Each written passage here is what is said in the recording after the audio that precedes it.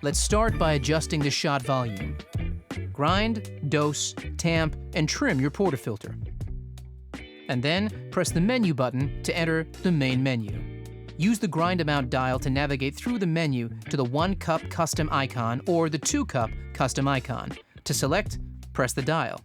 Insert and lock the portafilter into the group head and press the desired cup button to start the default pre-infusion.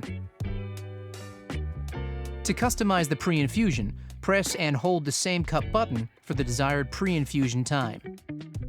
Extraction will begin when the button is released. To stop the extraction at the desired volume, press the cup button. The LCD and cup button will stop flashing and the machine will beep to indicate the custom setting has been saved. The machine will then return to ready mode. The custom setting you have just created can now be activated by pressing the same cup button you previously selected. Different beans require a different water temperature to extract their optimum flavor. To start, press the menu button to enter the main menu.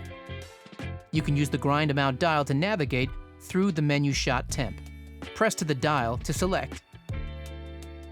Use the grind amount dial to increase or decrease the shot temperature as displayed on the LCD.